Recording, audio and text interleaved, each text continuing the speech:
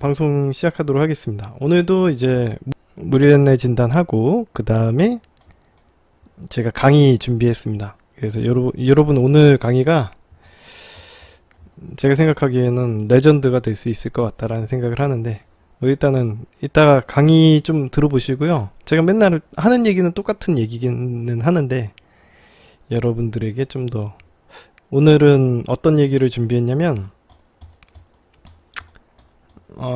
한 사람이 어떤 사람에게 좋아하게 되는 프로세스에 대한 설명에 대해서 하게 되는데, 뭐 다소 약간 철학적인 부분도 좀 끼워 넣어 가지고요, 아마 좀 재미있을 것 같습니다.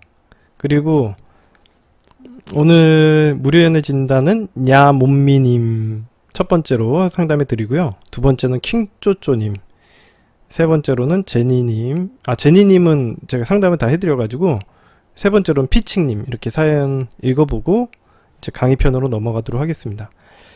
자, 제가 이제부터는 계속 이제 사연을 갖다가 읽고 미리 판단을 한 다음에 사연을 갖다가 이제 우리 여러분들에게 사연을 배울 만한 점이 있으면 읽어드리고, 배울 만한 점이 없으면 읽어드리지 않고 있습니다. 그래서 제가 미리 선별을 해놨으니까요, 여러분들 편하게 들으시면 될 것 같아요. 그래서 좀 더 체계적으로 좀 진단을 해드리고 있습니다. 자, 첫 번째로 제가 상담해드릴 분은요, 야몬미님이시고요. 예. 야몬미님은요, 남자분이시고 40에 공공기관에서 엔지니어 역할을 하고 계신다고 합니다. 그래서 썸을 타다가 헤어지셨는데 다시 만날 수 있을까, 이런 것들을 물어보시는 건데, 이게 좀 배울 점이 있는 게, 썸 타는 단계에서 여러분들 실수하시고 궁금해 하시는 분들 많으시죠? 여러분들 제외하시는 분들도 작업을 하시는 거예요. 저한테 배우시는 건 작업을 하는 걸 배우는 겁니다. 그래서 어떻게 작업을 잘 해나갈 수 있는지, 이런 것들에 대해서 한번 배워보는 시간을 가져보셨으면 좋을 것 같아요. 그래서 요거는 좀 배울 점이 있다고 생각돼서 한번 읽어보도록 하겠습니다. 자, 40살이시고 공공기관 엔지니어시고요. 상대방 여자는 이혼한 여자예요. 돌싱이에요. 이게 아주 중요한 포인트입니다.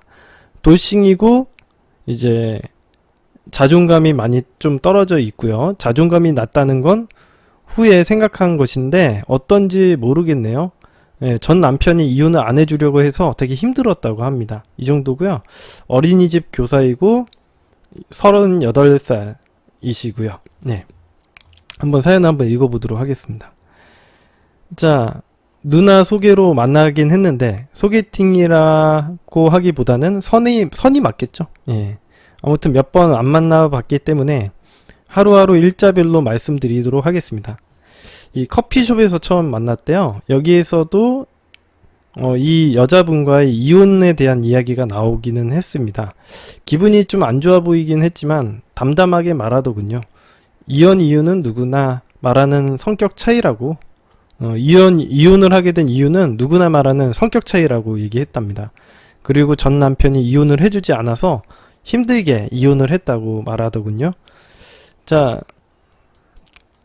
뭐 이건 당연히 이럴 수 있다고 봅니다. 누구나 이제 이혼을 하고 이런 부분에 대해서 물어보겠죠. 당연히 뻔하게 돌싱인 줄 알고 만났으면은 당연히 이혼에 대해서 이야기가 나오겠다, 이런 거에 대해서는 알고 있었을 겁니다. 여성분도. 그래서 아마 이렇게 담담하게 이야기를 해주셨던 것 같고, 그리고 전 남편이 이혼을 해주지 않아서 되게 힘들게 이혼을 했다, 이렇게 얘기를 하시는데, 대부분의 결혼을 하고 이혼을 하시는데 뭐 기분 좋게 이혼을 해준 사람은 그 누구도 없습니다. 그렇기 때문에 당연히 이혼은 어려웠을 거고, 이러는 과정에서 굉장한 스트레스를 받았을 것 같아요. 아무튼 그런 부분이 나중엔 영향을 끼치는 겁니다. 이게 누군가와 만났다가 헤어지는 것들이 굉장히 이 여자분들에게는, 돌싱 분들에게는 굉장히 스트레스로 작용을 하게 돼요. 한 번의 나쁜 경험이 되겠죠. 그런 거에 대해서는 제가 추가적으로 이따가 설명을 좀 해드릴 거고, 아무튼 이런저런 이야기가 끝나고 차에 바래다 주었어요.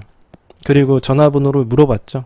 저는 누나 집으로 가고, 이 여자분은 자기 집으로 가고 먼저 카톡이 왔습니다. 잘 들어갔냐고. 그리고 다음에 만나기로 했죠. 처음에는 호감이 좀 있었던 것 같아요. 먼저 카톡이 오는 정도면 아주 여자분에게 있어서 먼저 카톡이 오는 건 대단한 신호라고 항상 느끼고 있습니다. 두 번째 만남은 그 아이가 사는 곳으로 제가 가기로 했습니다. 저는 그곳을 잘 모르기 때문에 그 여자분이 아는 커피숍으로 갔고요. 이런저런 이야기를 1시간에서 2시간 정도 했던 것 같고요. 커피숍에서 나와서 드라이브 겸 해서 바다를 보러 갔습니다. 여기서 저희 가정사를 갖다가 개인적인 얘기를 했대요. 이건 가정사라고 하는 거는 자기의 형수에 대한 뒷담화. 아무래도 그러니까 형의 결혼하신 여성분, 그러니까 형의 와이프죠. 형의 와이프를 욕했대요. 아무래도 여자에 대한 뭐 이런 이야기를 했나봐요. 근데 이건 그냥 지나가고요. 어떤 이야기를 했는지 좀 구체적으로는 알 수가 없기 때문에 그냥 패스하도록 하겠습니다. 그 여자분은 호응을 잘 해주더라고요. 도착해서는 어린이집 아이들을 이야기도 하고, 그 여자분이 제과를 하는데 지금까지 만들어 본 과자들 사진도 보여주고 했대요. 그리고 노을을 보고 밥 먹으러 갔습니다. 그리고 이날 이 여자분이 구운 쿠키를 받았대요. 뭐 여자분이 굉장히 큰 호감이 있었던 것 같아요. 잘해보려고 했던 것 같습니다. 제가 보기엔 잘해보려고 한 것 같아요.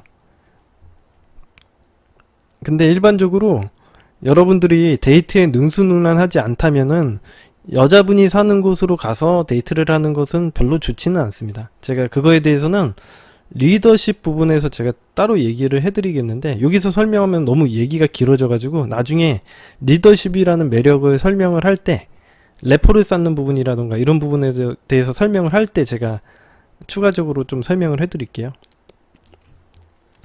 문제의 세 번째 만남, 여기서 이제 문제가 생기거든요.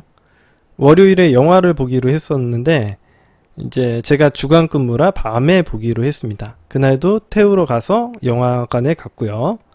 영화관 안에 식당에서 밥을 먹고 영화를 보고 집에 또 바래다 주면서 문제가 좀 시작됐대요. 뭐 밥 먹으면서는 그 아이의 가족 이야기를 했다고 합니다. 조카, 아버지 뭐 그런 이야기. 화제거리는 두 가지가 있었어요. 첫 번째는 궁합을 보자는 거였어요. 첫 번째는 궁합을 보려고 너 태어난 시가 언제냐 이렇게 물어보는 거였는데, 그 여자분은 부담스럽다고 얘기를 했어요. 궁합이 안 좋게 나오면 뭐 헤어질 거냐고 물어보기도 했고요. 그냥 재미로 보는 거라고 했는데도 상대방이 좀 냉담한 반응을 보였다고 합니다. 그리고 혼잣말로 사귀는 사이도 아닌데 이런 얘기도 했고요. 좀 그러니까 부담스러운 거죠. 상대방 입장에서. 왜 이런 행동을 했는지 제가 추가적으로 좀 설명을 해드릴 텐데, 일단 두 번째까지 읽어볼게요. 두 번째는 저는 전 남편과의 아이가 있느냐 이렇게 물었고요. 대화에서는 아무런 문제가 되지는 않았습니다. 제가 운전 중이라 표정을 정확히 보지는 못했지만 이때 기분이 나쁘지 않은 것 같아 보였어요. 나중에 이게 문제가 될 줄은 몰랐고요. 자, 이제 그만 만나자고 카톡이 오기 며칠 전에 다음 약속을 정하려고 전화를 했는데 약속을 정하지는 못했네요. 요즘 일이 너무 미뤄둬서 일이 많다고 했습니다. 기관에 보고할 서류가 많다고 했던 것 같아요. 다음날 카톡으로 물어보니 새벽 3시까지 일을 했다고 했고요. 이렇게 해서 한 3번을 만났습니다. 마지막 만남이 있고 일주일 정도 뒤에 그만 만나자고 카톡을 보내더군요. 제가 중요한 시험이 있었다고 했는데 시험 끝나고 며칠 뒤에 연락이 와서 이제 그만 만나자고 했대요. 그래서 전화를 해서 헤어지는 이유를 물어봤더니 이 멘트는 잘 기억이 안 나는데 우리는 헤어질 것이고 상처 입기 싫었다 이렇게 얘기를 했답니다.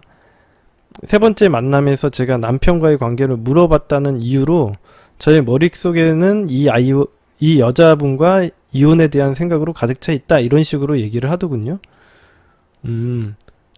자신은 상처받은 게 많고 다시 상처받기 싫다고 했습니다.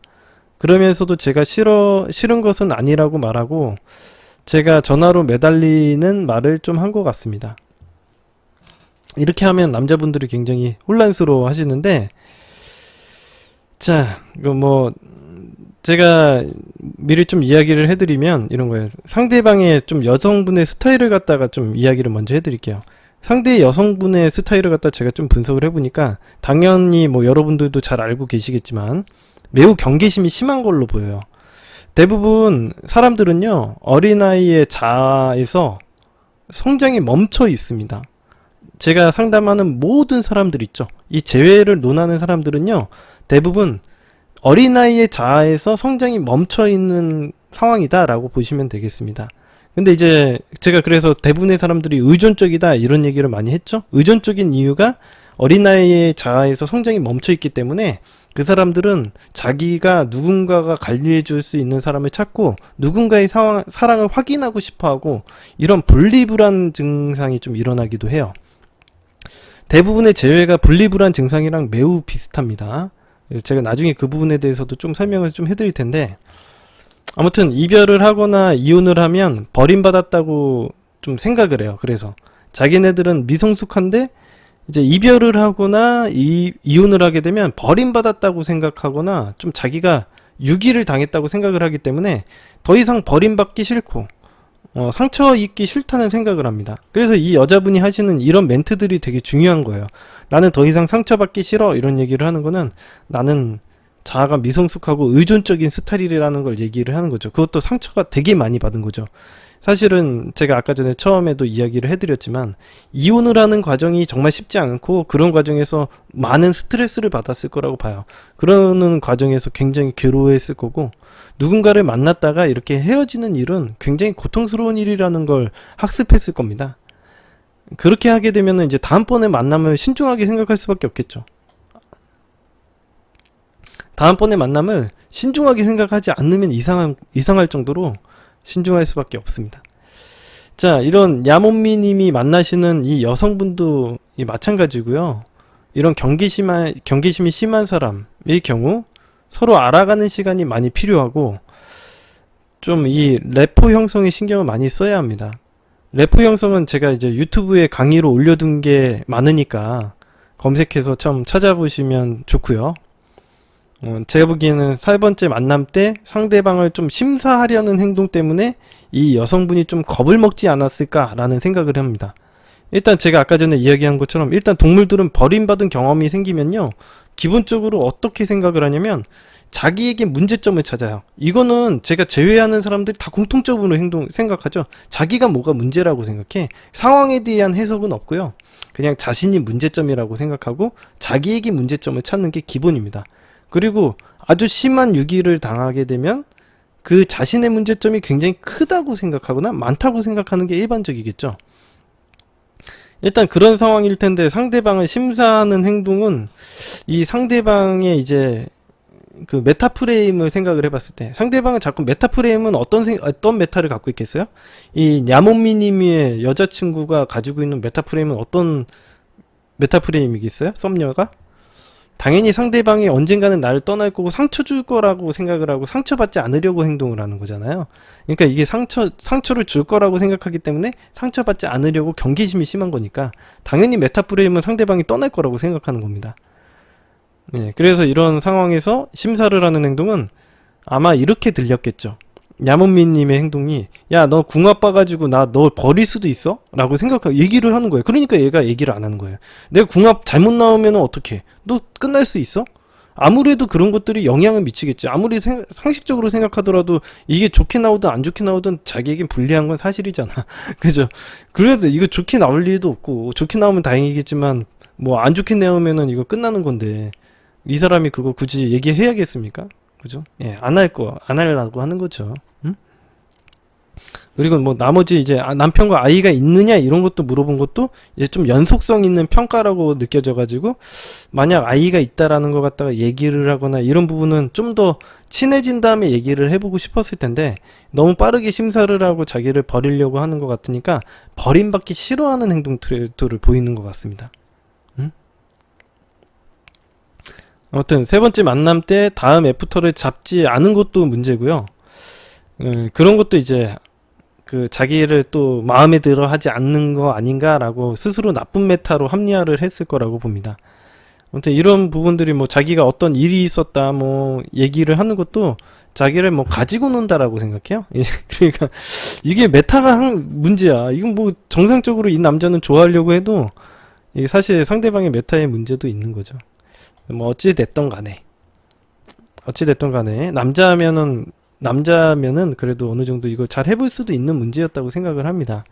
일단은 그런 걸로 해석이 되고, 그래서 이제 상대방 여자분이 상처받지 않으려고 도망치는 모습을 보이고, 상처받지 않으려는 행동을 하는데, 이제 그런 행동을 이후에 하거든요. 이제 상대방이 이제 도망치는 행동을 해요. 뒤에 보시면 세 번째 만남 이후에 계속 도망치는 행동을 보입니다. 나는 너를 만나기 싫어.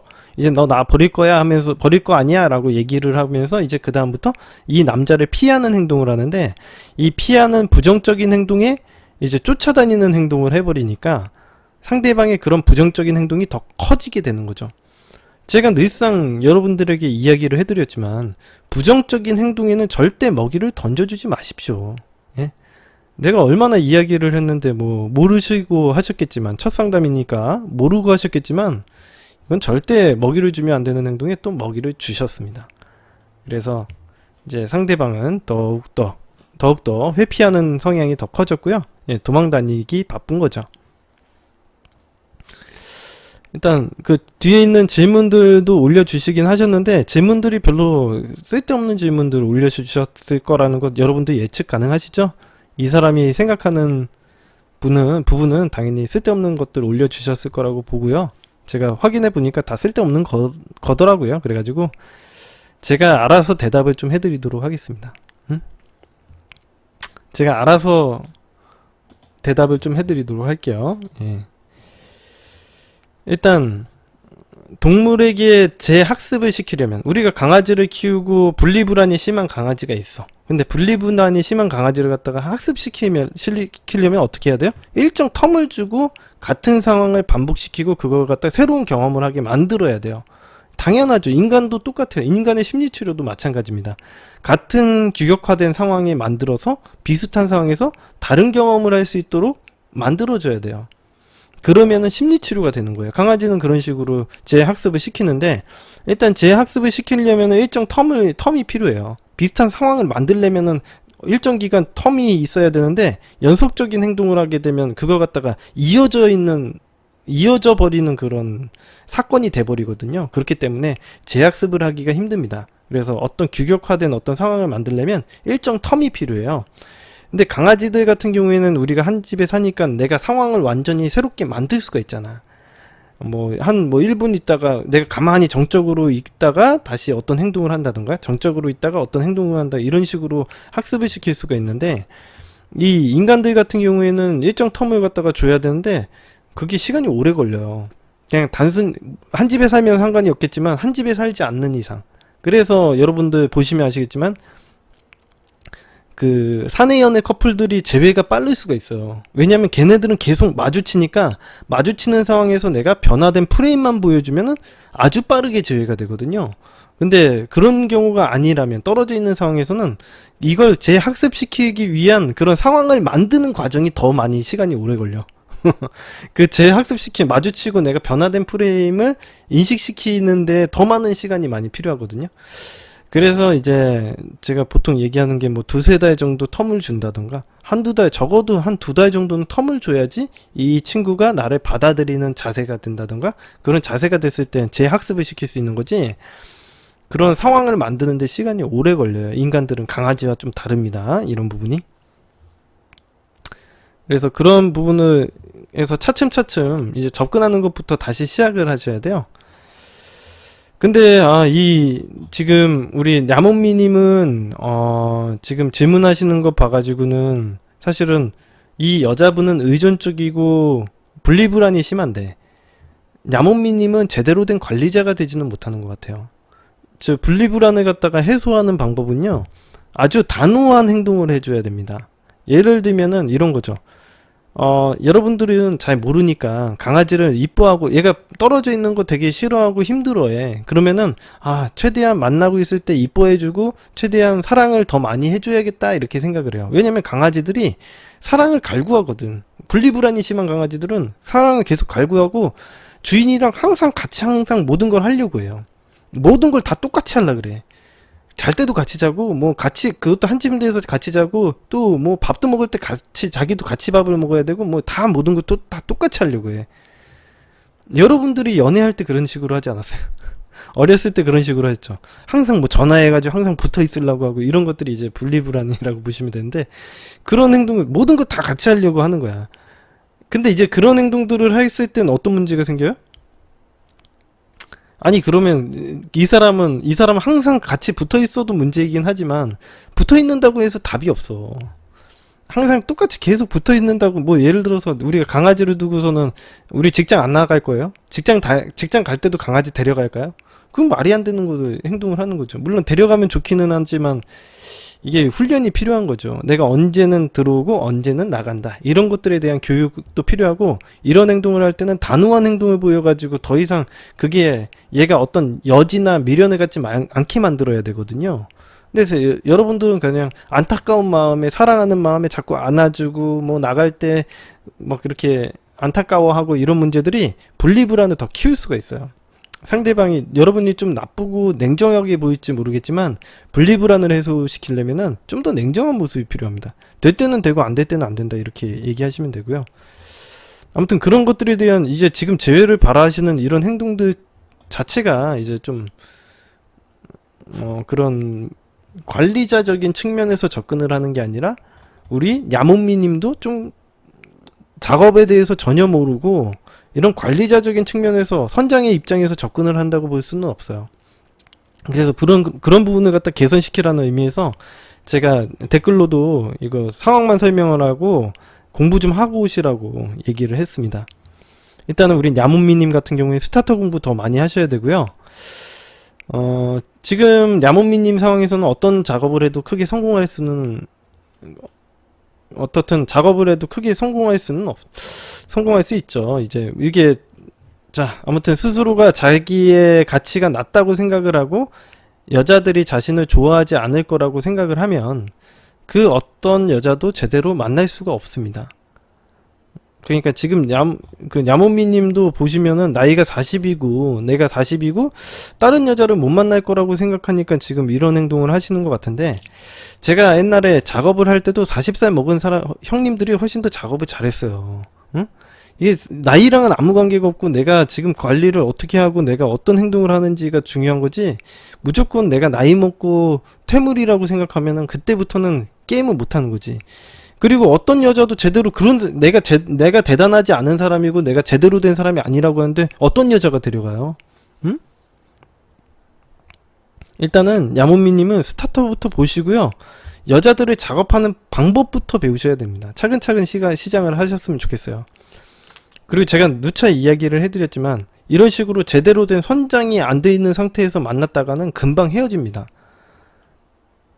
그래서 본인도 올바른 여자, 정말 본인이 좋아하는 여자를 선택하시고, 상대방도 정말 올바른 선택을 할 수 있도록 진심으로 좋아서 만나셔야 되는 거지, 강제로 상대방을 끌어당기려고 하고 반응을 끌어내려고 하고 구인하려고 행동하지 마십시오.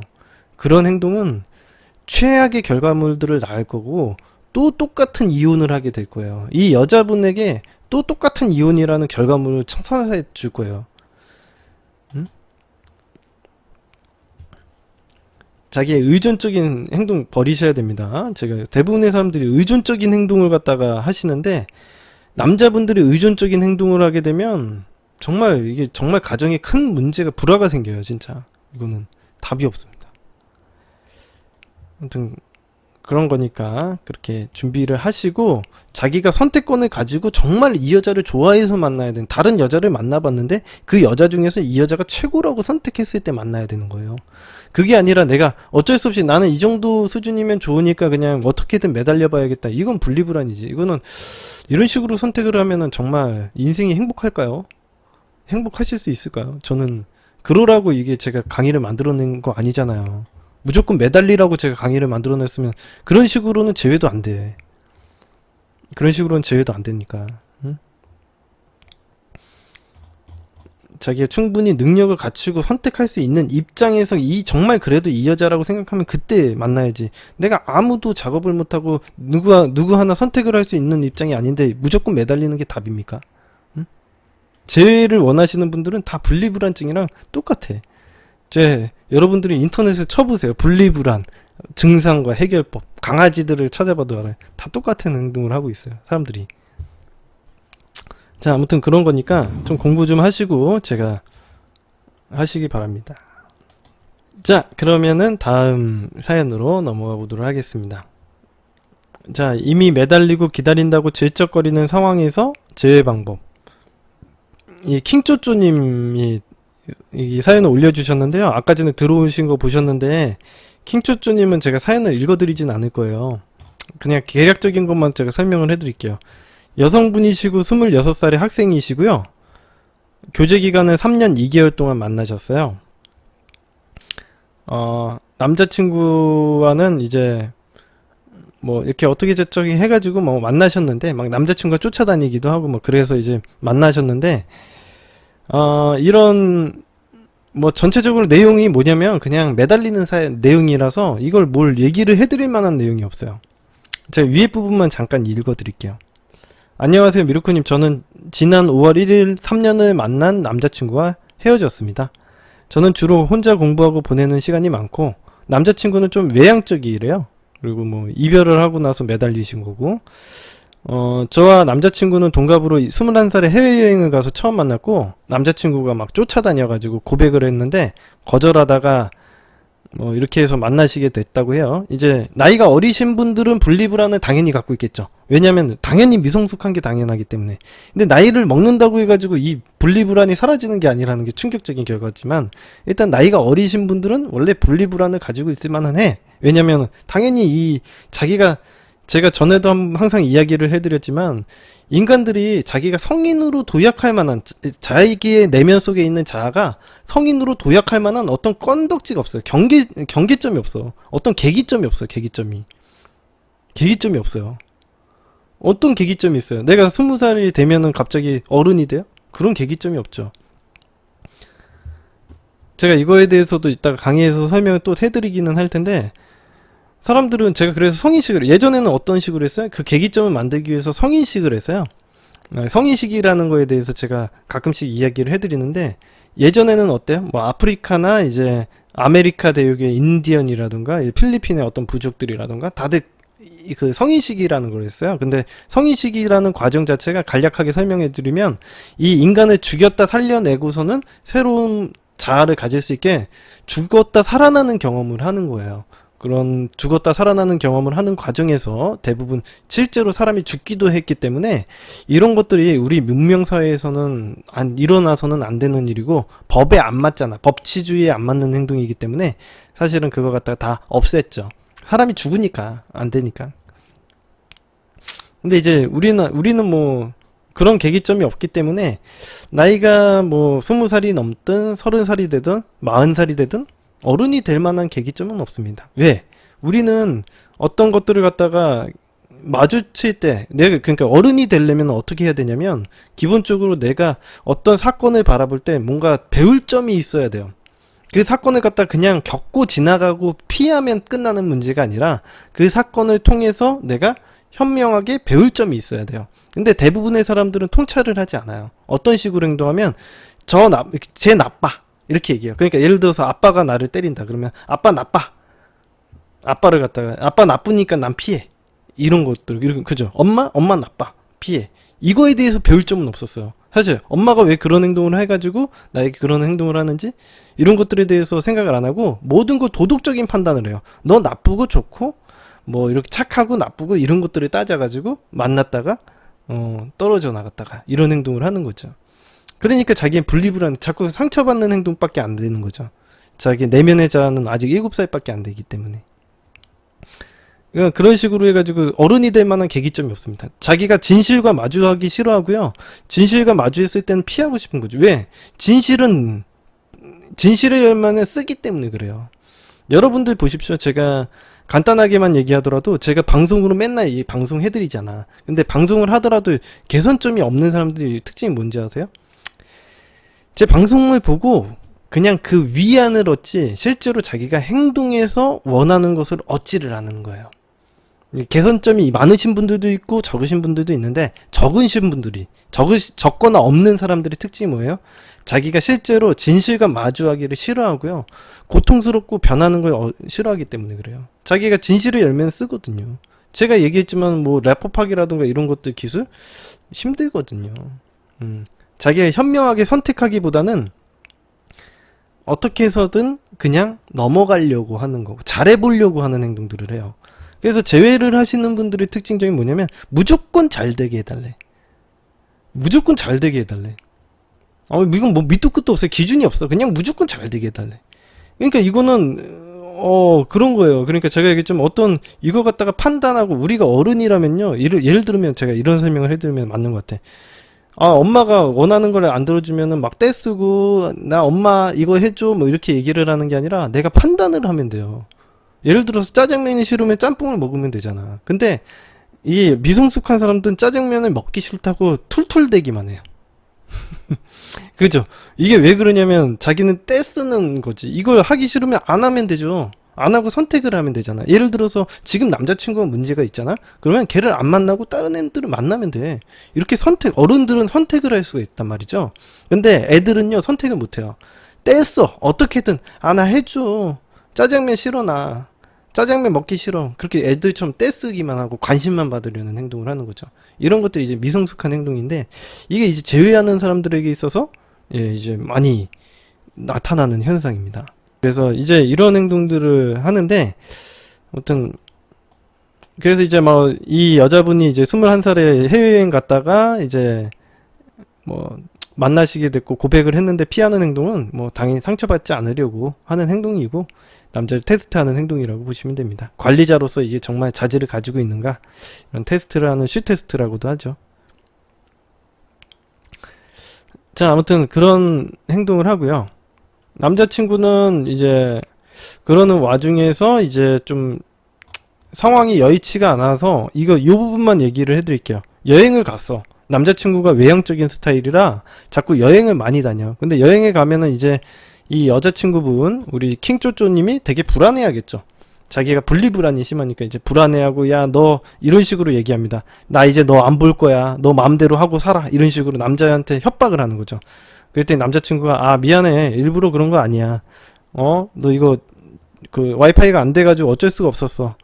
오늘 막 계획이 막 짜있기도 했고, 엄격하게 짜있기도 했고, 사실 나 때문에 와이파이 찾다가 계획이 밀리면 애들이 기다려야 되니까 어쩔 수 없잖아. 그러면서 이해를 시켜줬어요. 그랬더니 이제 봐봐요. 이런 행동들만 보더라도 알 수 있죠.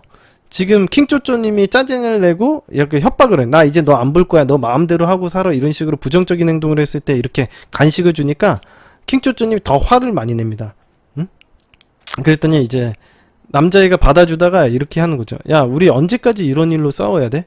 나 여행 왔잖아. 오자마자 바로 와이파이 켜가지고 너한테 처음 연락한 거야. 나 너무 힘들다. 내 마음이 불편했으면 좋겠냐. 이렇게.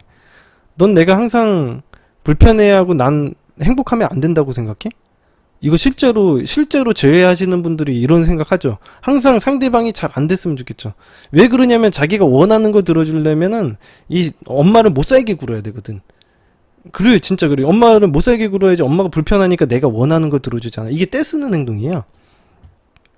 난 왜 내가 행복하다고 느낄 때 너한테 미안해해야 돼? 가기 전까지 우리 싸웠잖아. 그러니까 내가 행복해했을 때 걔도 같이 행복해야 되고, 뭐 이런 식으로 자꾸 분리불안증이라고 보시면 되겠습니다. 그래서 이제 너무 힘들다고, 서로를 이렇게 하면 불행하게 만드는 거니까 미래 지향적이지가 않으니까 이제 우리 그만 만나자, 이렇게 얘기를 합니다. 자, 아무튼 그래가지고 헤어지고요. 이거 뒤에는 다 매달리는 과정이에요. 그래서 다 읽어드리진 않겠습니다. 예. 그래서 제가 답변을 드렸어요. 응? 답변을 드렸어요. 이건 그냥 프레임의 문제라고. 킹쪼쪼님이 의존적인 성향이 너무 강해서 이걸 남자는 받아줄 수가 없는 거예요. 이걸 어떻게 해줄 수가 없지. 의존적인 성향이 너무 강하게 되면 이거 받아줄 수가 없는 거죠. 진짜 다른 거 다 필요 없고, 이 킹쪼쪼님은 이 강력한 의존적인 성향을 완화시키고 프레임을 변화시키지 않으면요, 재회는 불가능합니다. 그래서 제가 상황에 대해서는 이야기를 해드린다고 얘기는 했는데, 아무튼 질문한 내용은 아무짝에 쓸모가 없는 거죠. 질문한 내용도 뭐예요? 다 매달리는 내용들이기 때문에 아무짝에 쓸모가 없는 거예요. 남자 입장에서는 어떻게 받아줘? 이렇게 의존적이고 나를 못 살게 구고 나를 불행하게 만드는 친구를 만나고 싶지는 않겠죠. 얘는 되게 이 남자 입장에서는 상식적으로 그럴 수밖에 없는 거야. 그리고 이 남자도 뭘 알겠어. 내가 내 방송 보겠어요? 자기가 관리자라고 생각하거나 그러지도 않는다고. 대부분의 사람들이 이 세상을 살아가는 80% 인간들은 다 의존적이라고, 80%뿐만 아니라 한 90%가 의존적이라고 보시면 돼요. 왜냐면 제가 방금 이야기를 해드렸던 것처럼 성인이 될 만한 계기점이 없어요. 누군가가 누군가를 관리해야 된다고 생각을 안 해요. 다 동등하게 만들어가지 누가 관리를 해주려고 생각을 해. 근데 그런 식으로 생각을 안 한다니까요. 제가 그래서 방송으로 관리를 해줘야 된다, 선장 역할을 해줘야 된다고 얘기를 해서 여러분들이 아는 거지, 예전에는 이런 개념이 없었어요. 여러분들이 그런 식으로 사람을 안 만나거든. 그냥 좋아하면 만나는 줄 알았거든. 관리한다라는 개념이 없어. 그냥 좋아하면 만나는 거고, 불행하면 헤어지는 거예요. 이런 식으로 생각을 하는 겁니다. 이 남자도 그냥 마찬가지로 행동을 하는 거죠. 남자도 마찬가지로 생각하는 거죠. 제가 얘기했지만 남자들은 우리 여태까지 수천 년 동안 가부장제가 유지가 됐어요. 가부장제라는 게 뭐냐면 남편이 선장이 돼야 된다는 얘기예요. 쉽게 얘기하면 남편이 관리자가 돼서 이 관리하는 사람이 있어야지. 쉽게 얘기하면 어떤 모임에 들어가면 거기 안에 무조건 리더가 있어야 됩니다. 그쵸? 그건 모임을 이끈 리더가 없으면 그건 와해돼요. 그 모임은 와해가 되는 거예요. 그쵸? 상식적인 내용이죠. 그러면 여러분들은 가정을 세워. 근데 가정을 이끄는 리더가 누가 있냐, 이거 되게 중요한 문제거든요. 아니, 남편도 안 하고 부인도 안 한대. 서로 싸우다가 깨지는 거예요, 그게. 그냥 좋아서 애 낳고 살면 다 되는 줄 알고서는 만났죠. 근데 이 안에서 리더가 없으면은 이 관계는 누가 이끌어 나가? 관리하는 사람이 없어. 응? 리더가 없어. 누가 이 관계를 누가 이끌어 나가? 아니, 여자분들은 그렇다 쳐도 남자분들은 좀 관리를 해줘야지. 수천 년 동안 가부장제가 이어져 왔고, 이거 가부장제가 바뀐 것도 지금 몇 년 안 됐거든요. 가부장제가 유지가 안 된 것도 몇 년 안 됐어. 이게 그러니까 여성의 인권이 신장한 지가 진짜 몇십 년밖에 안 됐거든요. 그렇기 때문에 남자들이 좀 이거 가부장적인 남자가 가부장적이다 이런 표현도 되게 웃긴 거예요. 사실은 아버지가 가정의 리더가 되는 게 뭐가 잘못됐어요. 근데 이제 미성숙한 남자가 미성숙한 남자가 아버지가 됐을 때 문제가 생겨서 그게 가부장적이라는 표현이 났겠지. 그러니까 가부장적이라는 표현이 이게 여자를 이겨먹으려고 하고 막 그런 것들을 갖다가 약간 가부장적이라고 생각하고 권위만 찾으려고 하는 남자들을 갖다가 가부장적이라고 표현하는 것 같아요. 근데 그 표현은 잘못됐어요. 왜냐면 가부장제 자체가 잘못됐다기보다는 미성숙한 남자가 가부장이 되면서 문제가 생기는 거죠. 그죠? 미성숙한 남자가 이제 아버지가 되면서 제대로 관리를 못하고 권위만 찾으려고 하고 그런 행동들이 이제 사람들이 가부장적이다 이렇게 표현을 한 것 같습니다. 아무튼 그 가부장 제도 자체가 잘못된 건 아닙니다. 이게 수천 년 동안 유지가 되고, 근데 미성숙한 남자들이 이제 가부장이 돼가지고 문제가 됐겠죠. 자, 아무튼간 그런 문제로 보고요. 그래서 큐닝쪼쪼님은 좀 프레임의 변화가 되고요. 이 남자분이 받아줄 수 있을 만한 어느 정도의 자립심을 키워야 돼요. 어느 정도 약간은 어른이 돼야 돼. 너무 분리불안이 심하면요, 이거는 받아줄 수가 없어요. 상대방 남자 입장에서는 이건 너무 심하면은 이거는 어느 정도여야지. 그래서 여러분들에게도 제가 이 강의로 여자분들도 수업을 듣고 프레임 강의를 들으시는 이유가, 어느 정도는 완전히 의존적인 거를 해소할 수는 없어요. 저는 그렇게 생각해요. 남자든 여자든 완전히 의존적인 걸 완전히 탈피할 수는 없다. 완벽한 건 없으니까. 하지만 조금이나마 어느 정도는 내가 행복을 스스로 추구할 줄 알고 스스로가 어느 정도는 어른이 될 수는 있어야 된다라고 생각을 해요. 그래서 남자분들도 원하는 남자가 지혜로운 여자 뭐 이런 거 원하잖아요. 그게 뭐냐면 좀 어른스러운 여자를 찾는 거예요. 쉽게 얘기하면. 왜냐면 남자분들도 다 미성숙하고 그런 애들이 많으니까. 자, 아무튼 킹쪼쪼님 사연 여기까지 해드리고요. 다음으로 넘어가 보도록 하겠습니다. 패스. 예. 다음 상담은 피칭님 사연 읽어볼게요. 이 피칭님 사연은 이제 재회를 바라고 있는 23살의 여자분이세요. 그 23살에 이제 휴학생이시고 이제 교제 기간은 400일 정도 됐습니다. 남자 여자분이 좀 사연을 좀 보시면요 충격적이거든요. 그래서 좀 배울 점이 있으신 것 같아가지고 제가 이 사연을 좀 읽어드리도록 하겠습니다. 저희는 동아리 뒤풀이에서 만나 남자친구가 25살이고요. 예. 한눈에 반해 먼저 연락하고 관심을 표현을 적극적으로 하여 마음도 잘 맞고 해서 사귀게 되었습니다. 400일간 일방적으로 상대가 사소한 잘못하면 서로가 인정할 부분 인정하고 고치고 사과도 해서 싸운 적이 없었습니다. 이게 말이 안 되는 거죠. 이게 미성숙한 행동 나오죠. 서로 인정할 건 인정하고 뭐 인정하는 건 좋은데 고치는 건 왜 고쳐? 아무튼 그런 뭐 좋게 지냈다 이런 표현인 것 같습니다. 서로가 너무 퍼주지도 않고 그렇다고 안주하는 것도 아니고 제 딴엔 정말 밸런스가 완벽했고 건강한 연애라고 생각했대요.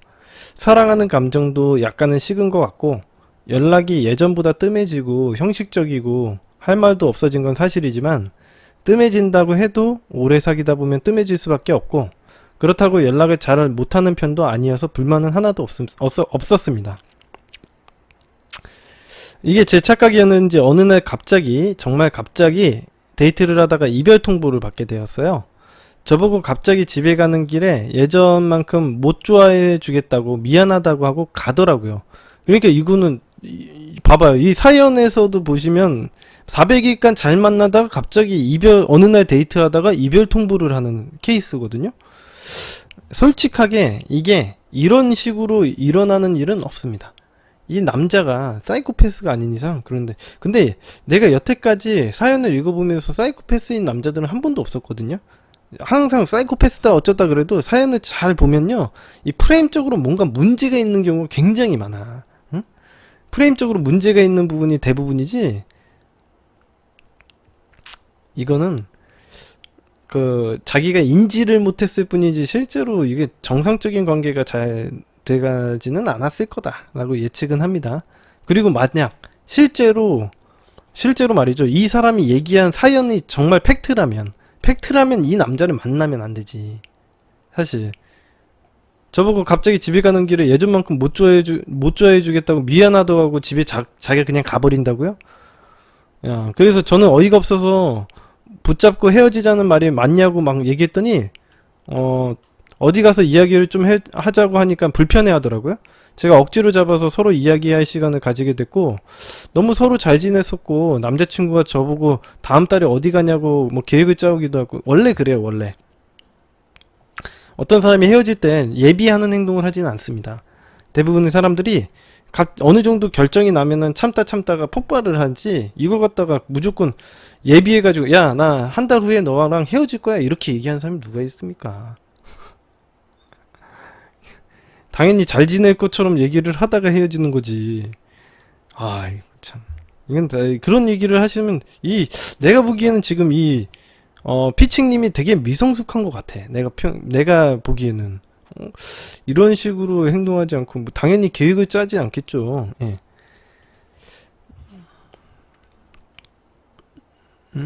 남자친구가 유튜브에 관심이 있어 저보고 같이 해보자고 하기도 했고 뭐 헤어지기 한 달 안으로 저랑 놀고 싶다고 막 이렇게 얘기도 하고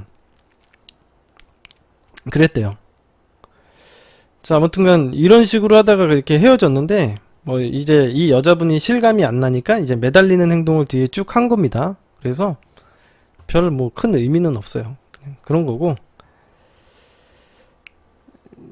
그런 거고 이제 특징적인 사건은 이 피칭님이 얘기하는데 참고로 남자분이 다리 수술을 해서 1차 2차 나눠서 해가지고 1, 2개월 고생 후에는 잘 걷고 돌아다니다가 뭐 그렇게 하고 중간에 여행도 갔다 오기도 했대요. 그래서 사실은 다리 문제는 아닌 것 같고 자 저는 이렇게 생각해요. 이 사건을 보면서 이렇게 생각합니다. 이 사건 내용대로 사연 내용대로가 이게 팩트라면 진짜 이 피칭님이 얘기한 게 그냥 있는 그대로 팩트라고 생각하고 내가 해석을 한다면 상대방 남자친구는 제정신이라고 보기 어렵습니다. 지금까지 이런 거죠. 갑자기 하나도 아무 일이 없었는데 갑자기 이별 통보를 한다. 이거는요, 이 사람이 정신이 나간 거예요. 만약에 이런 정신 나간 부분을 이제라도 안 게 정말 나는 상대방에게 고맙다고 생각하고 감사히 여겨야 된다고 생각이 듭니다. 예. 사실 만약 우리가 결혼을 했었다가 이런 행동을 하면 진짜 그때는 답이 없었을 거니까 말이죠. 그죠? 생각을 해보세요. 이게 만약 결혼을 했는데 이런 행동을 했으면 사실은 정말 답이 없었잖아. 이거 정말 그럼 말이 안 되는 거지. 근데 지금이라도 이렇게 알게 된 게 천만다행이죠. 앞으로 얘랑 만나서 400일 만에 이 사실을 안 건 정말 정말 다행이라고 생각하고 이제라도 헤어져야 되는 행동이라고 봅니다. 만약 이게 진짜 팩트라면 말이죠. 응? 만약 결혼해서 이런 행동하면 어떻게 해? 결혼해서 이런 행동 하지 않았다는 거 천만다행이라고 생각하셔야 돼요. 예. 이건 뭐 밑도 끝도 없이 헤어지겠다고 얘기했다고? 그죠. 그런 거는 있을 수가 없는 일입니다. 예. 그러지 않았길 다행이라고 생각하셔야 돼요. 애 낳고 살다가 갑자기 걔가 그런 행동 했다고 생각해 보세요. 그때는 이루 말할 수가 없는 거죠. 응? 차라리 지금 이런 생각을 해가지고 400일 만에 이런 일을 알고 아직 나이가 더 먹기 전에 이런 경험을 했다는 거에 대해서 축복이라고 생각하셔야죠. 응? 보기에는 이게 일단은 내가 이 사람이 얘기하는 것들이 팩트라고 생각하고 해석을 하는 거긴 한데 지금 말씀하시는 사연 내용을 읽어보면 약간의 미성숙함이 드러나요. 그래서 자기가 뭐가 뭔지 잘 모르시는 것 같아. 내가 보기에는. 그래서 있는 그대로가 다 팩트는 아닌 것 같고 예. 일단은 본인이 인식하는 게 맞다라고 생각하는 입장에서 제가 이야기해 드리는 겁니다. 그죠? 그래서 제가 댓글로 얘기해 드렸어요. 이건 좀 정말 아닌 것 같다. 응? 상대방이 하는 행동이 이건 좀 정말 아닌 것 같고 제외하시면 안 될 것 같다고 얘기했어요. 이건 정말 미친 행동을 하는 건데 이 사람 말대로 피칭님의 말대로 있는 그대로라면 미친 행동을 하는 건데 이런 건 정말 말이 안 되는 것 같아. 응? 이건 정말 있는 그대로의 팩트를 보고 판단을 한다면 이 사람은 죽었다 깨어나도 다시 평생 만나면 안 되는 사람이다. 제가 이야기를 해드린 겁니다. 근데 미성숙한데 뭐가 미성숙한지를 알 수 없기 때문에 해결할 방향이 없죠. 피칭님이.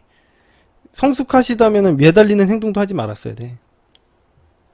미성숙한 거라면 성숙해져야지. 성숙해진다라는 건 무슨 표현이냐면 제가 아까 전에 얘기했지만 짜장면 먹기 싫다고 떼쓸 게 아니라 짜장면을 갖다가 선택할 수 있고 짬뽕을 선택할 수 있다고 선택할 수 있는 상황을 만들어야 돼.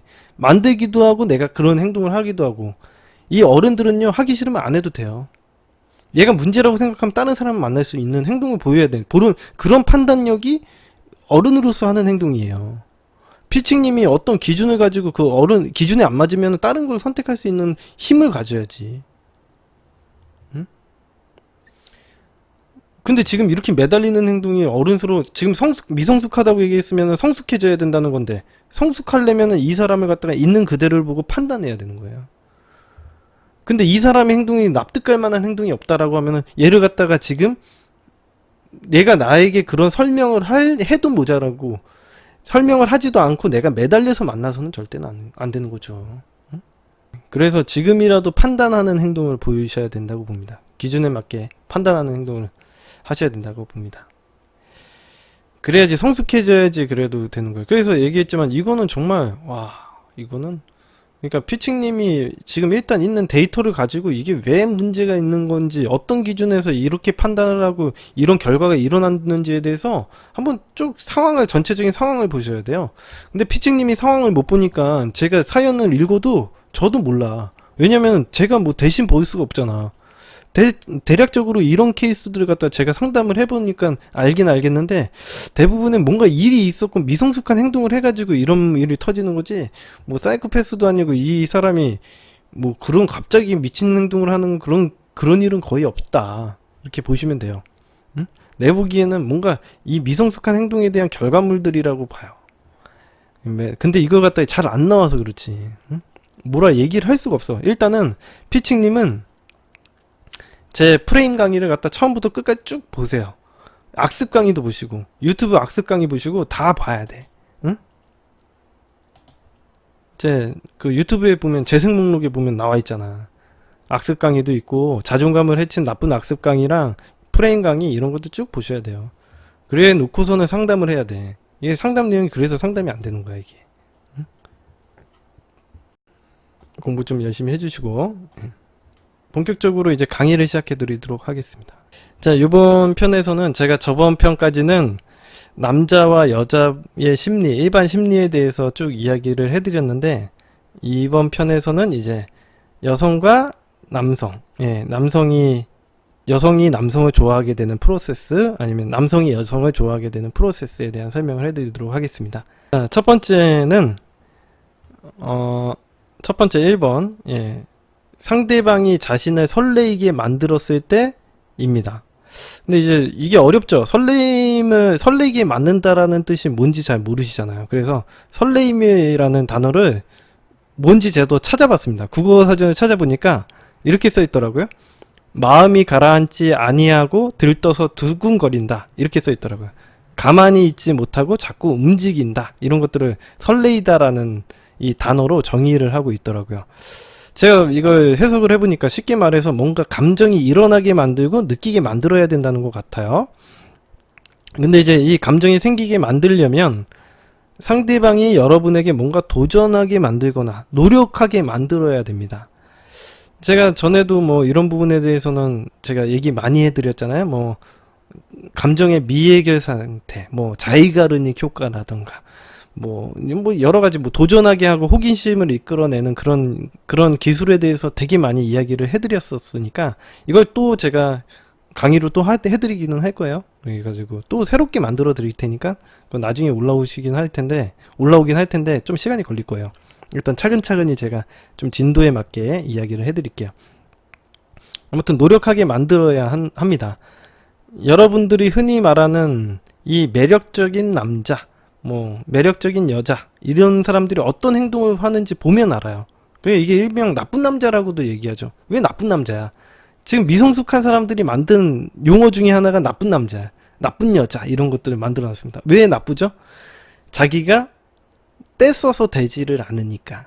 때를 써야 되니까. 그래서 엄마한테 얘기했죠. 엄마 나빠 라고 얘기하잖아요. 엄마, 내가 원하는 게 안 들어줬을 때 엄마한테 뭐라 그래요? 엄마 나빠, 이렇게 얘기합니다. 왜?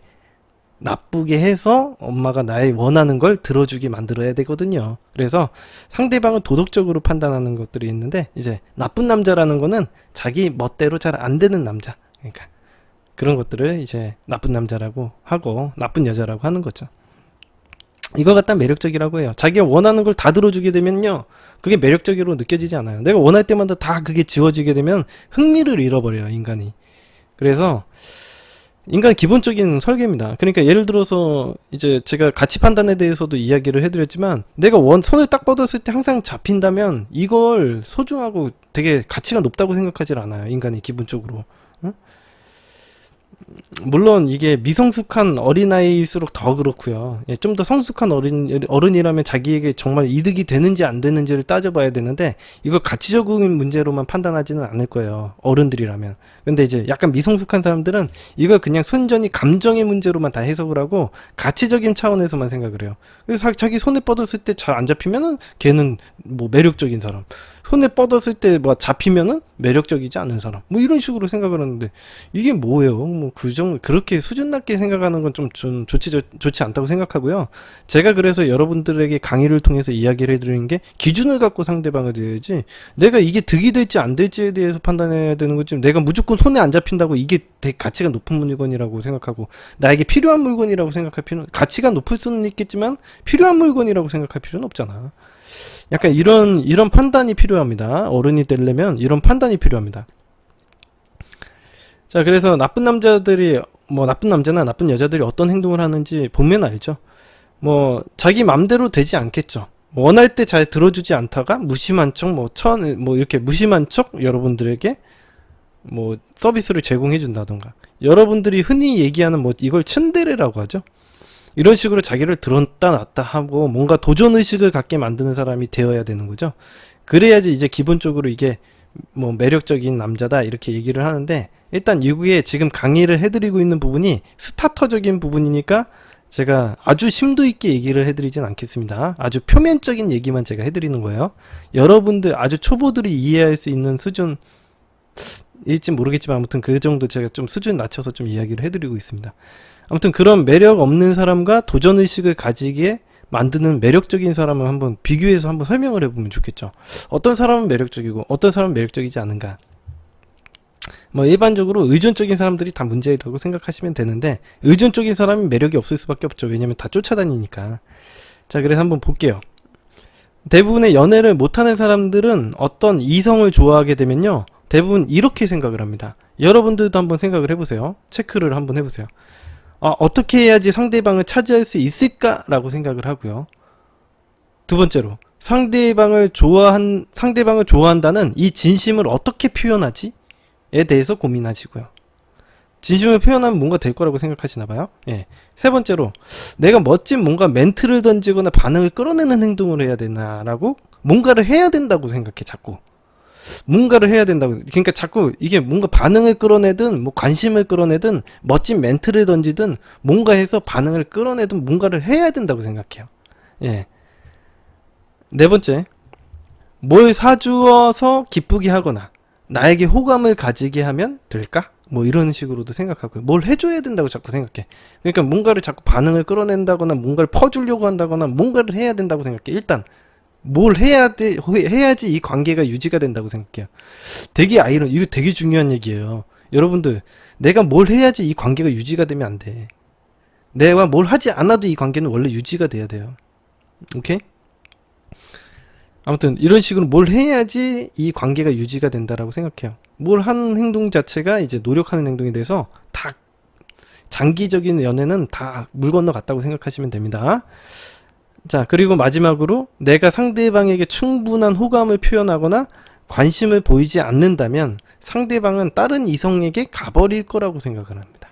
그래서 항상 여러분들이 연락을 하고 계속 이어져 나가려는 행동을 해요. 근데 이거는 사실 본인들의 마음인 것 같아. 사실 뭐 충분한 호감을 표현하든 호감을 표현하지 않든 간에 상대방이 그걸 느끼는 바는 또 전혀 다른 얘기가 될 수가 있거든요. 나는 충분히 호감을 표현한다고 했는데 상대방이 그걸 그대로 있는 그대로라고 느끼진 않겠지. 근데 사람들은 되게 자기 입장에서만 생각을 하고 미성숙하게 생각하는 것 같아요. 충분한 호감을 표현한다고 해서 그게 충분하지 않을 수도 있는 건데 굳이 그거 갖다 그렇게 행동을 해야 되나? 이게 되게 기준이 안 맞는 행동을 하는 거거든요. 내가 그러니까 이게 이 전제부터가 잘못된 거야. 내가 충분한 호감이라고 하는 것도 이게 기준이 명확하지가 않기 때문에 어떤 게 충분한 호감이고 만족스러운 호감인지에 대한 그런 기준도 없는데 충분한 호감을 표현하려고만 하고 상대방이 떠나지 않게만 막 붙들려고 하는 거죠. 완전 엉터리의 쓰레기예요. 생각이 이게. 응? 완전 엉터리의 쓰레기. 그러니까 이건 어떤 기준도 없고 뭔가 맥락도 없는 거야. 상대방이 충분한 호감이라고 느낄지 안 느낄지도 모르는데 자기 스스로 판단해서 그렇게 행동하다가 상대방을 붙잡는 행동만 하는 거지. 그냥 매달리기만 하고 의존적인 행동을 하는 겁니다. 이래서 이제 다 떠나는 거야. 그래서 다 떠나는 겁니다. 이렇게 이제 무조건 헌신하려고 하거나 쓸데없이 뭐 기싸움을 하거나 반응 끌어내려고 하다가 대부분의 관계가 끝나죠. 자, 나쁜 남자들, 뭐 나쁜 여자들이 나쁜 여자들은 정반대로 행동합니다. 그들은 보통 상대방에게 100% 관심을 주지도 않고요. 관심을 보이더라도 다른 이성에 대한 여지를 꼭 남겨둡니다. 호감이 있는 사람의 요구를 있는 대로 다 들어주지 않죠. 쉽게 예를 들어서 상대방이 집에 전등을 갈아야 하는데 사람이 필요하다. 예를 들어서 제가 아주 쉽게 기술적으로도 좀 얘기를 해드릴게요. 예를 들어서 상대방이 집에 전등을 갈아야 되는데 사람이 필요하다. 뭐 컴퓨터를 고쳐야 되는데 사람이 필요하다. 어떤 요청을 할 수도 있겠죠. 그러면 여러분들이 가서 제가 도와드릴까요? 라고 얘기를 해도 돼요. 예, 얘기를 하셔도 돼요. 제안을 할 수는 있죠. 그래가지고 상대방이 좋아요. 그럼 너무 감사하죠. 이렇게 얘기하면 그럼 저도 좋은데 제가 그럼 전구 갈아주면 뭐 해줄 거예요? 예. 뭐 전구 갈아주면 뭐 해줄 수 있으세요? 이 정도는 물어볼 수 있잖아요. 그죠? 내가 그냥 공짜로 해줄 수는 없고 그냥 뭐라도 대가를 뭐 하시는 게 좋죠. 그래가지고 그러면은 자기가 뭐 잘하는 뭐 해드릴까요? 하면은 제가 얘기했지만 내가 뭐 파스타 좋아하는데 그 파스타 잘하는 집에 그거 사주시면 될 것 같다. 그러면 얘기하면 서로 이렇게 해서 데이트를 하는 거죠. 응? 이런 식으로 썸을 타는 거 아닙니까? 그럼 대부분의 사람들이 내 좋다고 얘기를 하거나 뭐 고민해보겠다라고 얘기할 수도 있죠. 무조건 다 상대방 여자가 뭐 내 좋아요라고 얘기하진 않을 수도 있어요. 왜냐면은 상대방이 또 메타프레임이 엉망일 가능성도 있기 때문에 상대방이 메타프레임이 안 주면 내 좋아요라고 얘기하기보다는 반응을 끌어내기 위해서 고민해볼게요라고 얘기를 할 수도 있겠죠. 그죠? 약간 튕기는 행동을 하기도 할 겁니다. 실제로 제가 그래서 이런 것들을 얘기를 해주면요, 여러분들이 뭔가 이 룰을 지키다가 엉망으로 생각하시는 약간 실수할 수 있을 만한 부분이 있어서 제가 추가로 좀 이야기를 해드리면, 제가 이런 얘기를 해준다고 해서 꼭 대가를 바라고 하라는 얘기는 아니에요. 근데 사람들은 꼭 대가를 받아야지 할 거라고 하려고 해. 그런 거 아닙니다. 실제로 뭐 파스타를 꼭 얻어먹는 거 이게 중요하다라고 얘기하는 게 아니라 이런 식으로라도 이야기를 할 줄 아는 것 자체가 중요하다라는 거죠. 우리가 매력의 3요소 중에 리더십, 배려, 그 다음에 유머가 있어요. 유머라는 게 바로 이런 거예요. 내가 상대방에게 뭔가 원하는 걸 좀 얘기를 할 줄 알라는 거예요. 내가 얘기하는 게. 상대방을 좀 편하게 대고 눈치 보지 말라는 얘기거든. 이런 식으로라도 얘기를 할 줄 아는 것 자체가 중요한 거지. 뭐 이거 갖다 꼭 해가지고 야, 너 나중에 전국 알아줬는데 파스타 안 사준다고. 야, 언제 얻어먹는 거냐? 왜 사준다고 해놓고서 안 사주냐? 이런 걸로 예민하게 굴고 막 싸우지 마세요. 이거 정말 최악의 행동입니다. 제발 이런 식으로 이야기를 하고, 그 이후에 만남의 비밀을 잡아보라는 거지, 꼭 파스타를 먹어야 된다, 이 대가를 꼭 얻어야 된다, 그런 거는 아닙니다. 예. 이건 서로 어느 정도 관계를 만들어 나가는 과정에서 이런 식으로 얘기를 할 줄 알고, 얘기 안 해주면은 안 하면 그냥 안 하는 것처럼 넘어갈 수도 있는 거죠. 굳이 그걸 꼭 얻어먹으려고 할 필요가 있냐 이거죠. 응? 예를 들어서 하는 거예요. 내가 얘기하는 게 꼭 지금 전등을 갈아주라는 얘기가 아니라 컴퓨터 고쳐주라는 얘기 아니라 예를 들어서 그런 거예요. 예를 들어서. 응? 또 그런 식으로 하다가 다른 데이트 빌미 잡다 보면 또 연결고리가 또 많이 생길 거고, 서로 알아가는 과정이라는 게 있는 거죠. 그런 알아가는 과정에서 나의 기준에 안 맞으면 그 사람을 만날 수도 있고 안 만날 수도 있는 거예요. 이런 식으로 그래서 제가 그 스타터 과정에 보면 맨 마지막에 자격 심사라는 것도 하잖아요. 우리 어느 정도 만나고 상대방에 대해서 알아가게 되면요, 그 사람이 정말 이런 행동 태도나 이런 거 쭉 보고서는 이 사람이 어떤 자격을 갖춘지에 대해서도 알게 되고 평가도 할 수 있겠죠. 그죠? 그런 식으로 자격이 되는지를 보고 기준에 맞는 사람을 만나야 되는 거죠. 이런 작업이라는 게 이런 거예요. 무조건 100%일 수는 없어요. 물론 시간이 지나고 관계에 집착하지 않고 좀 내가 얘기한 것처럼 여유롭게 생각하다 보면 기회는 또 찾아오게 돼요. 응? 기회라는 건 또 찾아오게 되는 거예요. 제가 항상 작업이라는 건 뭐라고 얘기했습니까? 항상 낚시하는 거랑 똑같다고 했죠. 이게 낚시에 찌를 들이고 떡밥 뿌리고 계속 기다리고 여유를 갖고 기다리는 거예요. 여러분들, 제가 제비가 4년 기다리고 여자 만났다 이런 얘기도 했잖아요. 그런 것처럼 이게 기다리는 과정이지 작업이라는 건 그런 겁니다. 여러분들이 재회를 하는 과정도 이것과 마찬가지예요. 응? 이해되시죠? 예. 혹시 걱정이 돼서 좀 또 한 가지 얘기했는데, 내가 전등 갈아줬더니 파스타 사준다고 말만 하고 지키지는 않네, 내가 호구인가? 나를 무시하는 행동인 것 같아. 감히 나를 무시해? 이렇게 생각하면 진짜 답 없는 거예요. 진짜 이렇게 생각하시는 여자분들 너무 많아. 근데 이거 진짜 내가 그러니까 여태까지 나를 만났는데 내가 호구인가? 나를 무시하는 것 같다, 복수하고 싶다, 이런 얘기를 하시는데, 이러면 사실 답이 없죠. 누가 억지로 그 사람 만나라 그랬어? 선택해서 만나. 이게 되게 미성숙한 자세라니까. 자아가 7살짜리인 거야. 내면의 자아가 7살인 거야. 7살인 거야. 이렇게 생각할 거면 애초에 전등이고 뭐고 아무것도 하지 마세요. 진짜. 응? 이건 여자분들 남자분들 공통이에요. 여자분들 남자분들 공통이에요. 이거는 이런 식으로 생각하면 이거는 작업이 안 되는 거지. 아무튼간 복수한다, 이건 작업하다가 안 되면 복수를 왜 해? 도대체 나는 이게 요즘에 보면 데이트 폭력남 이런 사람들 있잖아요. 이게 뭐 이게 이런 거예요. 착한 남자들이 데이트 폭력을 하는 거예요. 자기가 이렇게 퍼주고 나서 나중에는 내가 이렇게 해줬는데 나는 이렇게 너의 인정을 갈고 있는데 너는 제대로 안 해주네? 그럼 폭력성을 띌 수밖에 없죠. 이게 착한 남자들이 폭력성을 띠는, 뭐 이게 말이 착하다라는 거지 미성숙한 언어로 착한 남자들이지 착한 남자들이나 착한 여자들이 폭력성을 띠는 거예요. 자기네들 착한 행동을 좋은 사람이려고 하다 보니까 남들의 시선을 의식하고 자기가 해준 만큼 바라고 대가를 바라고 이런 행동들 때문에 그렇죠. 제가 늘상 이야기해드리지만 진정한 여러분들이 작업 자체만 생각을 하지 말고 진짜 작업을 잘 하시려고 하시더라도 뭔가 남들을 도와주는 행동은 이타적인 행동인데 이 진정한 이타주의라는 거는 대가를 바라지 않는 거예요. 정말 여유가 넘치고 에너지가 남아돌 때 그 남아도는 여유분을 사용을 하는 거죠. 응? 그게 바로 여유라는 거예요. 그게 이타주의라는 거예요. 여러분들이 해주고 나서 대가 바라는 건 이기주의지. 그걸 하려면 도와주지 마. 괜히 예스맨 소리 들으려고 그런 행동 하지 말라니까. 괜히 좋은 사람인 것처럼 행동하고 남 탓할 거면 하지 말라니까. 그런 행동이 진짜 있을 수 없는 행동들, 있을 수 없는 행동들. 자, 일단 제가 선물이라는 말 자체의 뜻도 그런 거 있습니다. 제가 그래서 여러분들을 위해서 선물이라는 거에 대해서 좀 알려드릴게요. 응?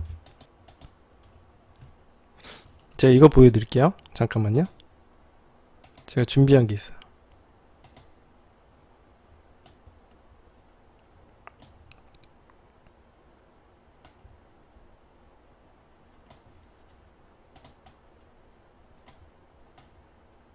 이게 선물할 때 선자예요. 여러분들 보이시죠?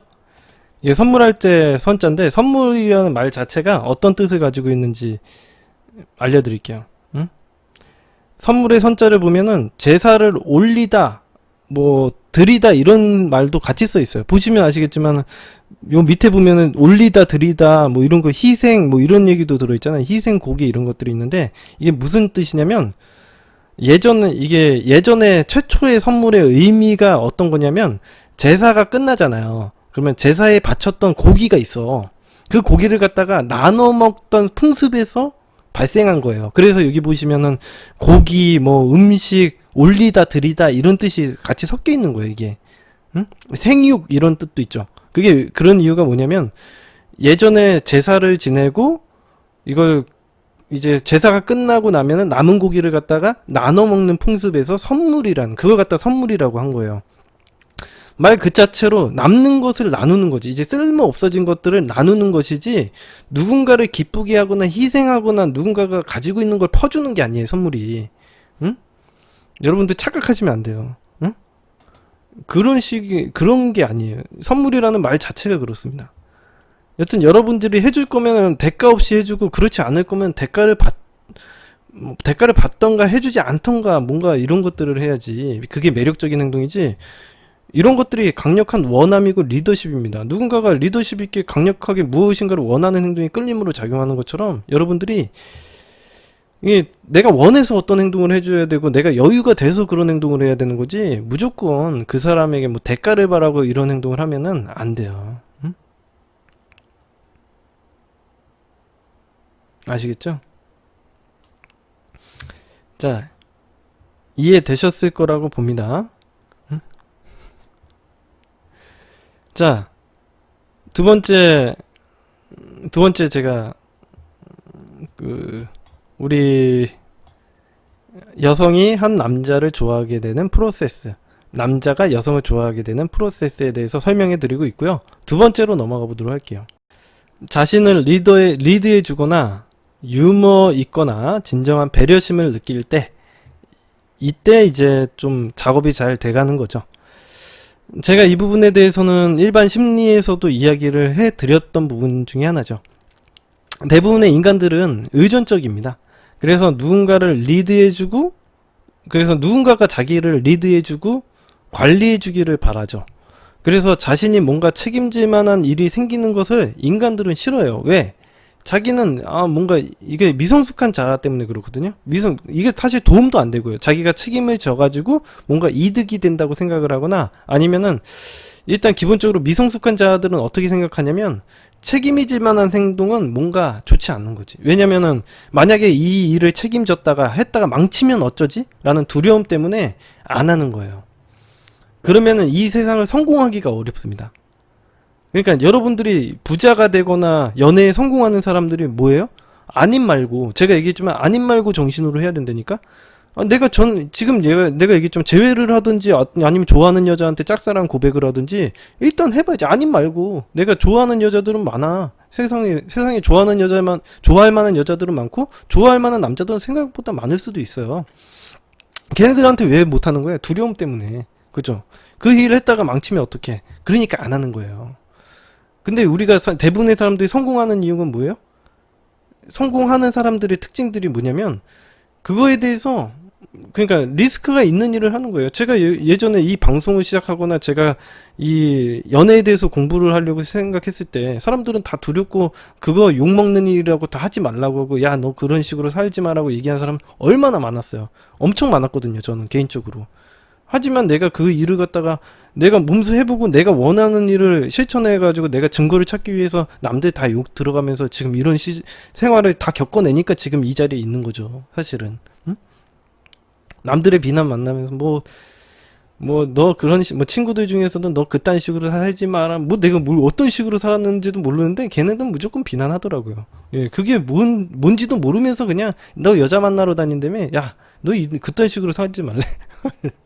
그래가지고 저는 뭔지도 모르면서 욕 먹으면서 제 그런 친구들 싹 다 절교했습니다, 진짜. 예. 제 동네 친구들은 한 명도 안 봐요, 지금. 예. 아무튼 그런 식으로 해가지고 내가 원하는 걸 얻어내다 보니까 이게 성공을 할 수 있는 거죠. 내가 이 자리에 있었던 거죠. 여러분들이 부자가 되는 일도 마찬가지예요. 어떤 사람들은, 대부분의 부자들은 이게 내가 주식을 하든 뭘 하든 두려움만 가지고 있어. 해보면 되잖아.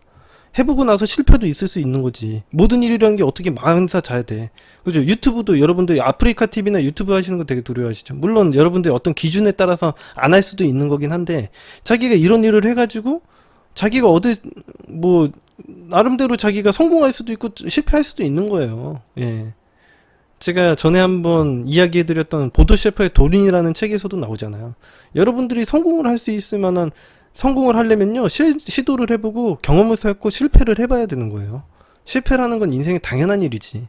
여러분들 재회도 마찬가지예요. 여러분들 어떤 여자를 꼬시거나 남자를 꼬시거나 하는 일은요, 그 재회를 하거나 짝사랑을 성공하거나 마찬가지 일이에요. 여러분들이 시도하지 않으면 아무것도 일어나지 않아요.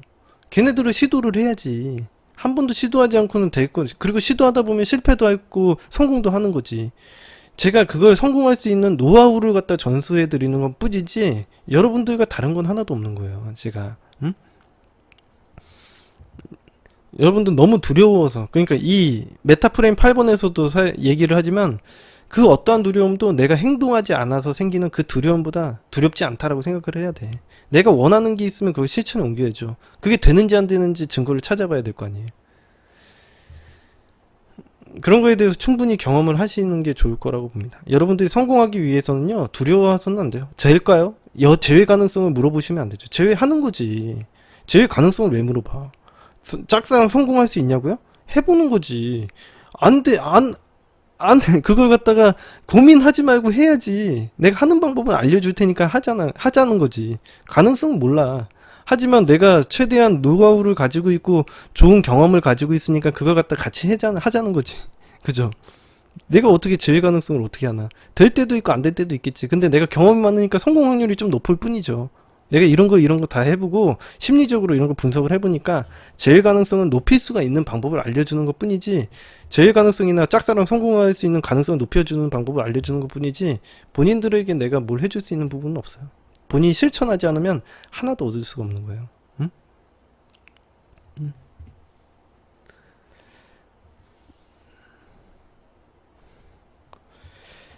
자, 아무튼간, 예.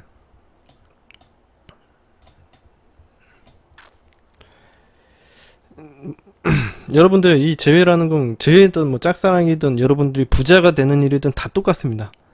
그 일을 했다가 망치면 어쩌지라는 두려움 때문에 제대로 된 성공을 맛보지 못해요. 제가 주식 투자 저는 10년 넘게 하고 있거든요.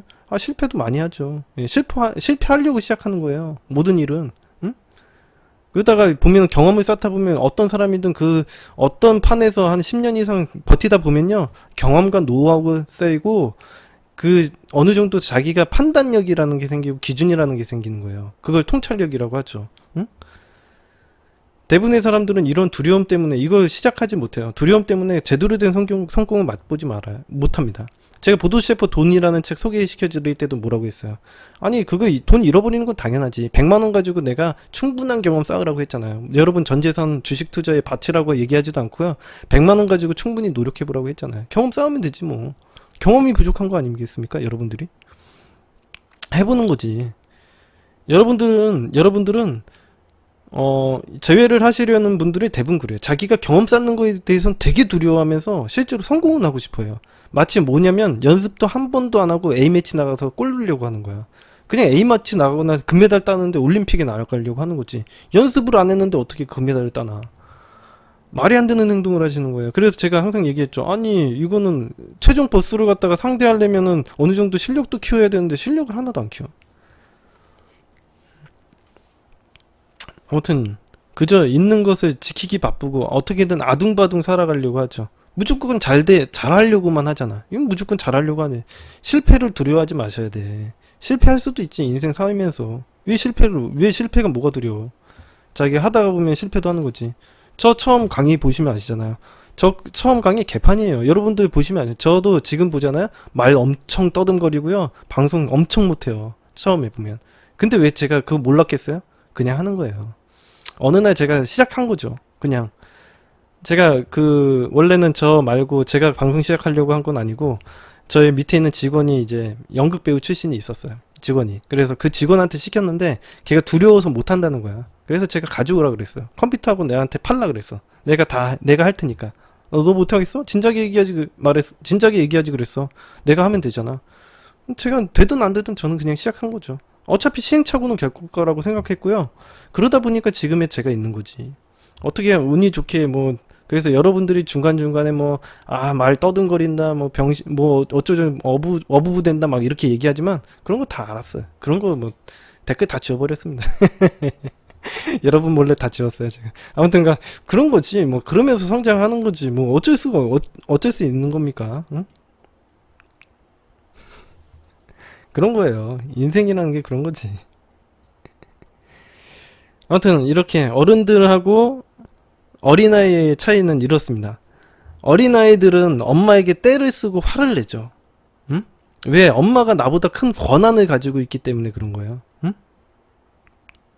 못살게라도 만들어서 엄마 뜻을 바꿔야 되기 때문에 엄마를 귀찮게 하고 스트레스 줘가지고 어떻게든 내가 원하는 걸 뜻을 만들어야 되기 때문에 그렇죠. 응? 하지만 우리가 어른이라면 어떻게 돼요? 그럴 필요 없어요. 상대방에게 스트레스 줄 필요 없습니다. 상대방과 싸울 필요가 없어요. 판단을 하면 되죠. 엄마가 안 해줘? 내가 하면 돼. 엄마가 왜 해줘야 돼? 내가 하면 되지. 그쵸? 여러분도 어린아이 아니잖아요. 이제 엄마가 필요가 없어요. 여러분들에겐 엄마가 필요가 없는 거죠. 그냥 하면 되는 거예요. 응? 그냥 하면 돼. 근데 안 하려고 지금 시도를 안 하잖아. 여러분들이 항상 상처받을까봐 두려워하고 시작하다가 망하는 거 아니에요? 망하려고 하는 거예요. 예. 제가 누군가를 만나고 연애를 시작하는 건 헤어질 각오를 하고 하는 거죠. 그죠? 아니, 무조건 안 헤어질 거라는 보장은 없어. 하지만 서로 더 좋으면은 계속 오래 만날 수 있는 거지. 그 정도 깡다구 없으면은 시작도 하지 마셔야 돼. 정말 그런다면 그 사람을 진심으로 좋아하는 건 아니에요. 응? 여러분들이 진심으로 좋아하는 게 아니에요. 그걸. 응? 그 사람을 진심으로 사랑한다면요. 그 사람이 떠날 수 있다라는 걸 알고 순수하게 좋아하세요. 그 사람이 떠날 수 있는 존재라는 걸 알고 사랑하셔야 돼요. 언제든 떠날 수 있는 존재라고 알고 순간순간에 행복하셔야지. 언제 떠날 것만 두려워가지고 밤잠 설치고 계실 거예요? 그러면 어떻게 행복한 인생을 삽니까? 응? 아무튼간 이런 의존적인 성향을 가질 수밖에 없는 것은 대부분 내면의 자아가 제가 얘기했던 것처럼 성숙해질 만한 경험이 없었어요. 응? 어린 시절 그대로 남아있기 때문에 그렇죠. 실제로 세상을 살아가는 80% 90%의 사람들이 자아가 7살 정도 수준밖에 안 돼요. 초등학교 수준에서 더 이상 성장하지 않습니다.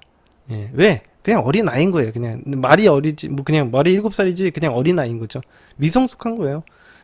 이 성장할 만한 계기가 없었다는 거죠. 응? 그래서 이제 대부분의 사람들, 제가 이 얘기를 해드리는 이유가 뭐냐면, 이번 주제가 제가 오늘 지금 얘기하는 이번 주제가 뭐였냐면, 자신을 리드해주거나 유머 있거나 진심으로 배려해줄 때요. 근데 배려라는 거는 여러분들이 생각하는 것처럼 잘해주는 능력이 아니라 좋은 관리예요. 관리자가 무조건 잘해주는 능력이 좋은 게 아니야. 제가 아까 전에 분리불안에 대해서 설명을 해드렸다시피, 내가 냉정할 때는 냉정하고 안 될 때는 안 된다고 얘기를 해야지 좋은 관리자예요. 그래야지 그 사람들이 더 이상 그거에 대해서 스트레스를 받지 않죠. 스트레스를 받지 않아야지 행복한 거거든. 그러니까 관리자 입장에서는 그 상대방이 스트레스를 받지 않고 편안하게 만들어줘야 돼요. 그게 행복한 인생이기 때문에. 이제 아이가 불안해하고 눈치를 보고 그러지 않도록 우리가 편안하게 만들어줘야 되는 거죠. 그게 제일 중요한 관리자의 역할이라고 보시면 됩니다. 여러분들은 배려라고 생각했을 때 무조건 잘해주는 능력이라고 생각했죠. 천만에요. 진정한 배려는요, 상대방을 잘 관리해주는 거예요. 예, 매니지먼트를 해주는 겁니다. 상대방을 갖다 불안하지 않게 만들어주는 거죠. 그런 방법에는 여러 가지가 있는데, 제가 딱 한 가지 이야기해드리면은, 기준을 가져줘야 돼. 일단은 그게 가장 중요한 거예요. 그래서 우리가 프레임 강의를 보면요, 기준을 갖고 나의 기준을 표현하는 거, 그것부터 배우잖아요. 그리고 그걸 상대방이 공격했을 때 흔들리지 않아야 돼. 강아지가 안방에 자꾸 들어오고 싶어 해도 못 들어오게 해야 돼요. 냉정하게 행동해야 돼요. 야, 들어오지 마. 밀어내고 공격해서 나가게 만들어야 돼. 응? 공격해서 나가게 만들어야 돼. 그래야지 강아지가 다시는 안 되는 줄 알아. 아, 주인이 이렇게 하는 걸 싫어하는구나. 건들지 않아요. 그다음부터는 분리불안이 심한 강아지더라도 밖에서 자요. 응? 공격해서라도 나가게 만들어야 돼. 그러니까 내가 공격한다고 해서 잘못된 관리자예요? 그런 게 아니에요. 그 아이가 확실히 그게 안 된다라는 걸 느끼게 만드는 과정이지. 응? 그래서 제가 이런 거죠. 자신을 리드해주고, 내가 관리해주려면 내가 기준을 갖고 원하는 걸 표력하고, 상대방에게 유머 있게 대하는 거는 상대방을 편하게 대하는 거야. 내가 편하게 대한다라는 건 상대방의 눈치를 보지 않는다는 거죠. 내가 어떤 강아지 키우는데 강아지 눈치 보고 키울까요? 어린애 보는데 어린애가 괜찮은지 아닌지 계속 눈치 보고 있을까요? 그럴 수는 없어요. 그런 식으로는 어린애가 본인의 권위 있다고 생각하지도 않고요. 본인의 말을 잘 듣지도 않고 본인의 관리권 밖으로 확 나가버릴 겁니다. 뻔하죠. 그래서 눈치 보지 말라고 그러잖아. 프레임 강의 처음 시작했을 때 뭐라고 합니까? 눈치 보지 말라고. 상대방 반응 살피지 말라고 얘기하지 않습니까? 이게 어렵죠. 그래서 많은 사람들은 의존적이고 어린아이의 자아가 있으니까 여러분들이 어른스러워지면 작업은 잘 되는 거예요. 제가 그래서 이걸 매력의 3요소로 만든 거죠. 리더십, 배려, 유머, 이렇게 간단하게 만들어 놓은 것 뿐입니다. 자, 오늘 방송은 여기까지 하고요. 예. 자, 오늘 방송 여기까지 하도록 하겠습니다. 자, 빠이빠이. 가요.